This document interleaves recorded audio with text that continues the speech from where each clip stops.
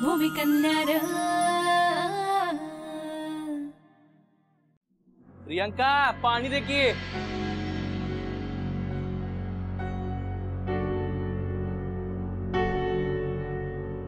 नुसता रिचार्ज मारायचा रीला बघायच्या, परत रिचार्ज मारायचा रीला बघायच्या, एवढंच चाललंय। अशाने होणार आहे तुम्ही महेंद्र शेठ? सपन बघा नुसतं। अनलिमिटेड बडबड करून तुझा टॉक टाइम संपत कसा नाही ग?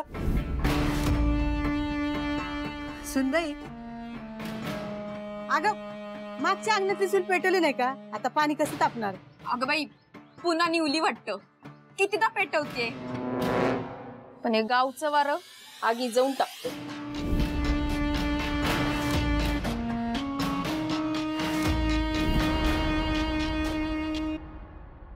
हाय बघ तुझ्या बारक्या पोराच्या मुसक्या आवळा मला आणि घोळ नकोय। जी तारक्का जी जी करत मुंडी हलवू नको। पोरग कुठं जातय काय करतय याची काय बी खबर नसते तुला। कशा आवडणार मुसक्या? गावातल्या असोत नाही तर घरातल्या असोत, प्रत्येक गोष्टी आपली गिधाडासारखी नजर पाहिजे।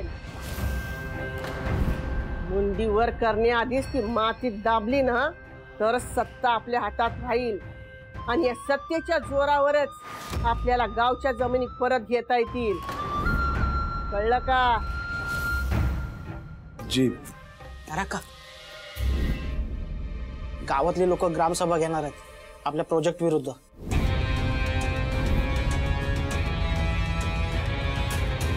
भूषण जी तारक्का तुझी कालवून कालवून माती खाल्लीस ना त्याचे परिणाम काय झाले माहितीये का? जो बळी ग्रामसभा घेतोय आता तो बळी अख्खं गाव उभं करेल आपल्या विरोधात। बघ बघ तुझ्या दारू पिऊन बडबडण्याची किती किंमत मोजावी लागते आम्हाला ती। तुझ्यात काय कमी जास्त झालं आणि हातातला प्रकल्प परत गेला तर काय इज्जत राहील सावकारांची?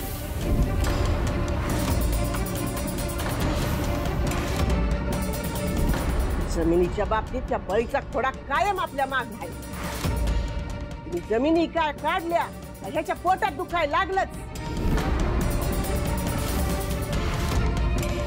राजाला बी फूल पाडून देवा धर्माच्या माग लावून गावकऱ्यांच्या जमिनीत फुकट परत करायला लावल्या। दुष्काळ संपला, एक बी टाळकं पैसे परत करायला आलं नाही। नवरा गेला, पैसा गेला, दप्तरी जमा असलेली जमीन सुद्धा गेली आणि आता बस हे साल वेगळं होतं आणि हे साल वेगळं। तारक्का सावकारीन गप बसणाऱ्यातली नाही।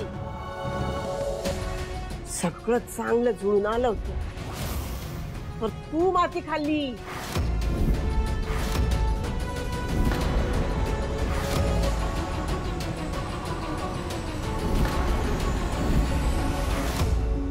आज नुसते मला सगळे धडकाच देत आहे। सर्व बाजूला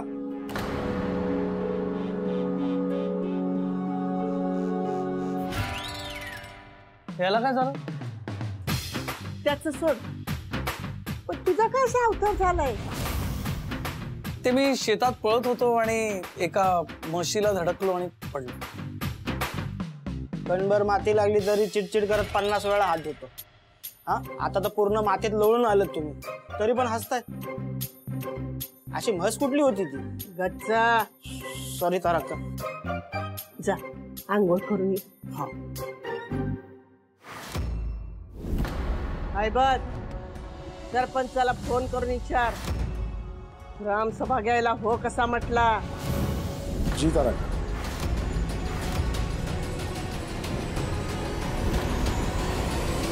हो लक्ष्मीची आई काय लक्ष्मी? अहो पोटा पाण्याचं काय बघताय का नाही? लष्कराच्या भाकऱ्या बडवायला जायचं असेल नाही का? थांबा जरा, जनावरांनी सारा देऊन आलेच मी। लवकर या, मला जायचंय ग्रामसभेला बी जायचंय, 3-4 लोकांना भेटायला जायचं नंतर। बाबा मी पण येते ग्रामसभेत, आत्ताच दवंडी ऐकली गावात। बर हा म्हणजे माझ्या स्वप्नांवर नांगर फिरवायचं हे पक्कच ठरवलंय तुम्ही होय ना? कशाचं सापण? शेती इकायचं सापण? अरे शेती ही कसायसाठी असती, कारखान्यांसाठी नाही. आणि प्रत्येक शेतकऱ्याने ह्याचा विचार करायला पाहिजे आणि त्याला विरोध करायला पाहिजे. पण दाद्या, हे पैसा, बिझनेस, विकास अशी खोटी स्वप्न दाखवून ना हे कारखानदार आणि सावकारीन बाई आपल्या सगळ्या जमिनी लुबाडायला बघताय. त्यांना काहीच विरोध करायचा नाही का रे आपण? आणि आई, आपल्या अक्षय कुमारचं भविष्य बी याच्यावरच ठरणार आहे. बाबा, माझ्या पोराचं भविष्य मी ठरवीन, तुम्ही नाही. हे दाद्या, तर बोलूच नको ग. महेंद्र, अरे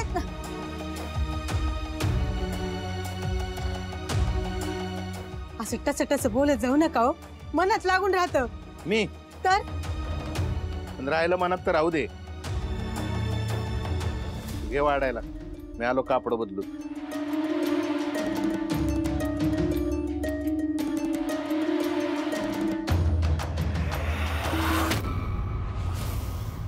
झाल्यावर निरोप धाड.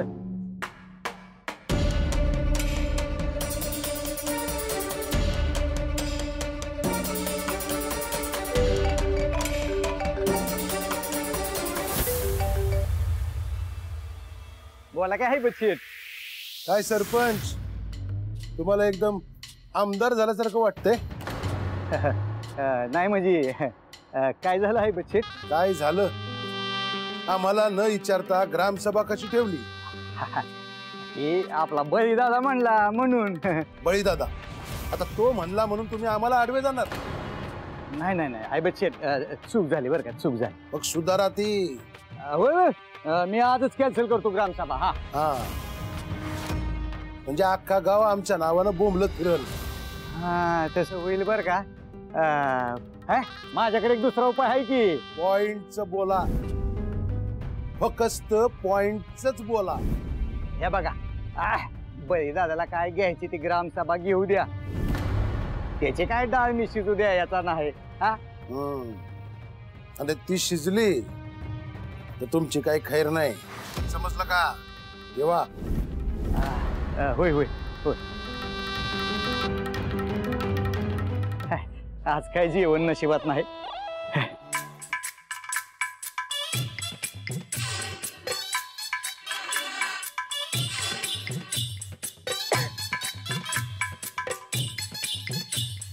काय अर्थ आहे असल्या आयुष्याला? एक साधी चूल बी पेटवायला जड जाते यांना. कशाला पेटवतील? आई की सुनबाई, आईची आणून ठेवलेली मोलकरी. बाप आणि त्याची पोरगी वाट आणलाय नुसता. शेती पुढं बिझनेस म्हणजे पापच वाटते. काय हो, काय झालं? एकटेच बडबडताय? काय झालं नाही, होणार आहे ग्रामसभा, ते पण आज. आता आमचा बापच नाचतोय ग्रामसभा घ्या म्हणल्यावर काय म्हणायचं? आणि तो सरपंच बी तयार आहे त्यासाठी. असं कसं हो? पोटच्या पोराला तुडून पुढे जावं वाटतं मामांची ना. स्वतःच्या मुलग्याची पर्वा नाही, त्याच्या बायकोची पर्वा नाही, पण स्वतःच्या नातवाची तरी काळजी वाटावी माणसाला. अक्षय कुमारचं भविष्य या गावात घडणार आहे का? चूल, सरपण, गोटा, गौऱ्या थापा, अख्खं आयुष्य शेणात गेल. तुम्ही मला राणी करून ठेवणार होतात, इथं आणून मोलकरणीपेक्षा बत्तर हालत केली तुम्ही. बस प्रियंका, तू या घरची मोलकरीण नाहीस, माझी बायको आहेस.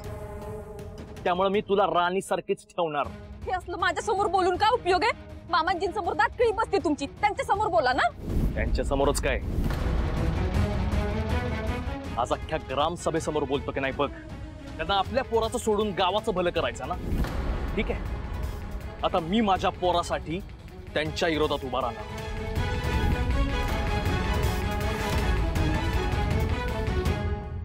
बरोबर संता, तू त्याशी बोलून घे. हा, त्याला सांग ग्रामसभेला यायचंय म्हणून. हा, त्या चांगलं वजन आहे. एक 10 शेतकरी तरी आहेत, ते सांगण्याबाहेर नाहीत ते. होय होय बरोबर. आणि तुम्ही दोघं वाड्याच्या पलीकडे तो बिट्टू नाना आहे ना, त्याला जाऊन भेटा, त्यांनाही सांगा सभेला यायचंय. शी बोलू, सलगर काका, लटके काका आणि शिंत्रे काका. कोणी कुठे बी जाणार नाही. सगळ्यांनी जेवायला बसा. वसंत भाऊजी, तुम्ही पण ताटावर बसा. हा, बसा बसा, तुम्ही जेवायला बसा. नाही नाही, आम्ही जेवून आलो. अरे हा, नको, तुम्ही घ्या जेवून. वहिनी, बळीला जेवू द्या. बळे, आम्ही येतो सगळ्यांना भेटू. चालेल ओके. सोमजीला वगैरे सांग बरं का नीट. हो हो. हा लवकर या, आलोच मी. लक्ष्मी आतमध्ये बाबाचं दादाचं ताट वाढून ठेवलं, तेवढं आण बरं जरा. लवकर आण. मी काय म्हणते, गावाचं निस्तरता घरातलं निस्तराची वेळ येईल बरं का. गावामुळे उभं घरामध्ये वाद. अहो कारभारीन बाई, आमचं ठरले तुम्ही वाडा जेवायला चला. बर बर. महेंद्र, अरे कुठे निघाला? जेवायला बैस की. अगो पोट भरलंय माझं चांगलंच. अरे अरे ऐक ना, ऐका बाबा. थांब लक्ष, नको मला जेवण. देवा माफ कर, भरल्या ताटावरून उठतोय. अहो पण बाबा 2 घास खाऊन. नकोय नको, चल येतो मी.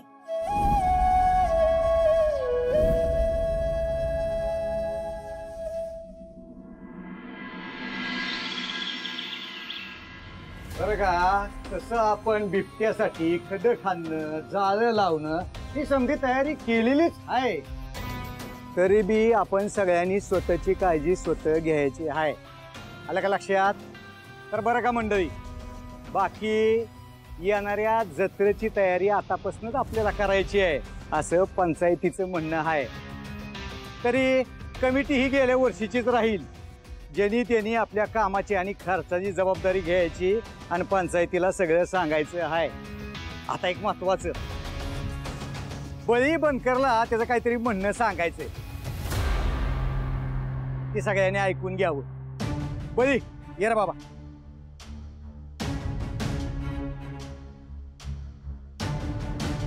राम राम मंडळी. राम राम.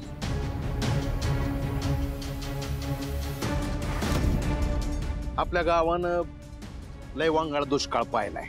थोरल्या सावकारांनी आपल्याला जमिनी दिल्या म्हणून आपल्याला कसता तरी आल्या, पण आता पुण्यांदा त्या जमिनी आपल्या हातातून जाण्याची वेळ आली. गावामध्ये कारखाने येणार आहेत आणि ते कारखाने आपल्या जमिनीवर उभे राहणार आहेत.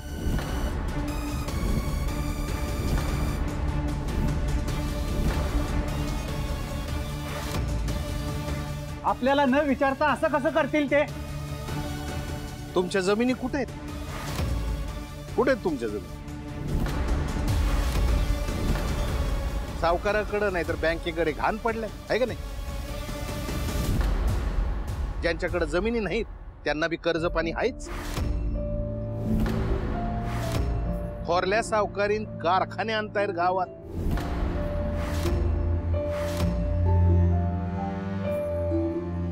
त्या तुमच्या जमिनी घेण्यासाठी जंग पछाडतील. ते सांगतील तुम्हाला कारखाने आले की दुकानं येतील, पायका येईल, रस्ते होतील, गावाचा समजा विकास होईल. पण त्या सगळ्यावर अजाबात विश्वास ठेवू नका. कारखाने येणार म्हणजे ते आधी आपल्या जमिनी घेणार, म्हणजे आपण शेतकरी देशोधडीला लागणार. त्यावर हे कारखाने बांधणार म्हणजे आपली जमीन नासवणार, आपल्या नदीचं पाणी घाण करणार आणि मग हवा झाडं एक एक करत समध्याचा नाश होत जाणार. सगळं रोखता येईल, पण त्यासाठी आपण सगळ्यांनी एकत्र यायला हवं.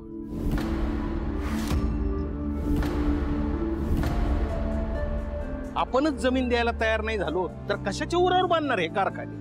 बरोबर आहे, बरोबर. म्हणून तुम्हा समध्यांना हात जोडून विनंती करतो, जमिनी विकू नका भावांनो. जमिनी विकू नका. का नाही इकायच्या जमिनी?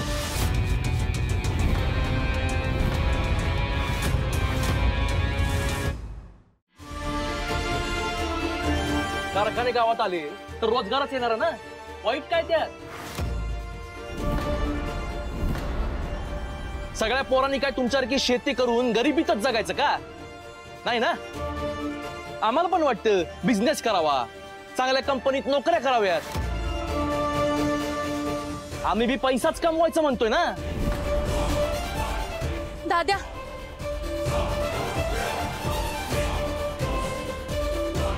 आजपर्यंत स्वतःच्या जमिनी विकून कुठल्या शेतकऱ्याची भरभराट झाली रे? बदलत्या काळाबरोबर शेतकऱ्यांनी पण बदललं पाहिजे. जमिनी विकल्या पाहिजेत, तरच कारखाने येतील आणि रोजगार मिळेल. तवाच शेतकऱ्याची भरभराट होईल. त्या बंट्याचं बघितलं ना तुम्ही? हा, काय कमी आहे त्याला?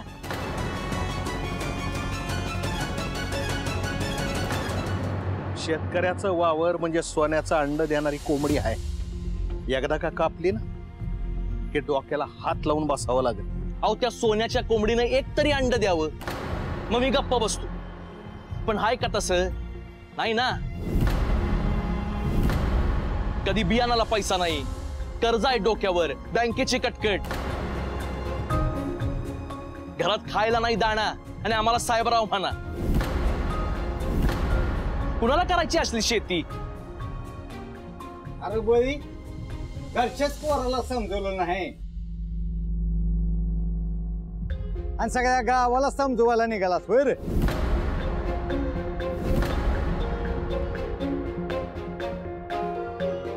हातची जमीन जाणं म्हणजे काय असतं माझ्या पोराला कळना. आणि अशीच इतर बी नाकळती पोरं आहेत गावात.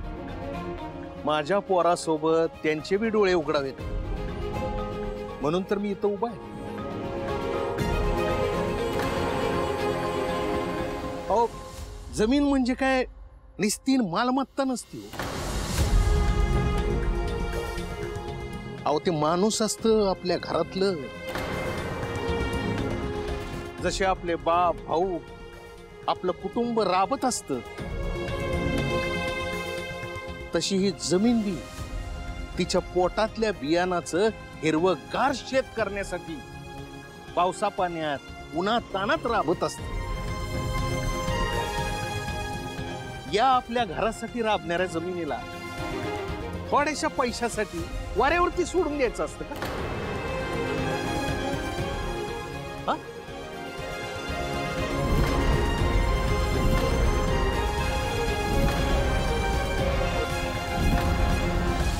सगळ्या पोरांनी काय तुमच्यासारखी शेती करून गरिबीतच जगायचं का? नाही ना. आम्हाला पण वाटतं बिझनेस करावा, चांगल्या कंपनीत नोकऱ्या कराव्या. बळीच्या घराला वाळवी लागलेली दिसते. हो, त्याचा पोरगा ना, काय त्याचं नाव? महेंद्र. हो, कामाला येईल आपल्या. समजे एवढं कौतुक करतात बळीचं, आपण बी थोडं कौतुक करूया की. चला गच्च, दिनेला सांग गाडी काढायला. हो, चला जरा. हो ना. हो. अरे हर्षवर्धन, अरे का बोल ना. अरे माझ्या संग जरा गावात येतो का? जरा महत्वाची काय काम करायच्या. आता माझ्याच्यानं नाही झेपत रे बाळा. हो, येतो की. आणि तू पण जरा तब्येतीची काळजी घे आणि काम जरा कमी कर. तर काही काम असेल तर मला सांग ना, मी करेन. अरे तेच तर करायचं आहे मला. आपण कुठे चाललोय? सांग.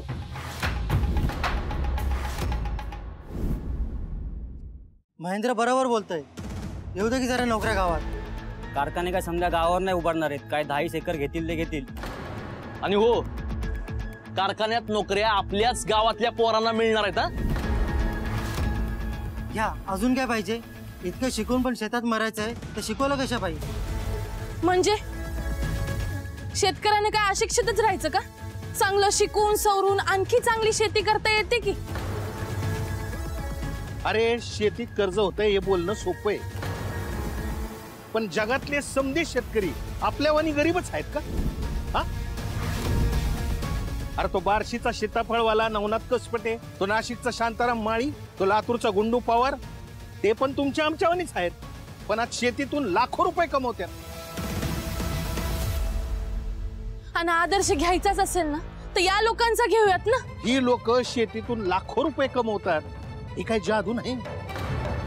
कारण जीव तोडून शेती करतात ती. या काळ्या आईवर मुलासारखी माया करतात. अरे म्हणून तर ही काळी माय दोन्ही हातांनी भरभरून देते त्यांना. उद्या या काळ्या मातीची जागा सिमेंट कॉन्क्रीटनी घेतली तर बरं वाटेल का? आपली वावरं, माती, पाटानं वाहणारं पाणी आपल्या शेतकऱ्यांच्या सौभाग्याचं लक्ष नाही. हे का म्हणून विकायचं आपण फक्त पैशासाठी? अरे दाद्या, वावर आहे तर पावर आहे. खूप कष्ट करू, घाम गाळू, भरपूर पैसा कमवू, आपले बी कर्ज फिटतील, आपल्या पण अडचणी दूर होतील. अरे पांडू मामांनी त्यांचं घाण पडलेलं घर शेतात काम करून फिटवलंय. अरे जर ते करू शकतील तर आपण पण करू की. फक्त आपण एकत्र राहू, एकमतानं राहू.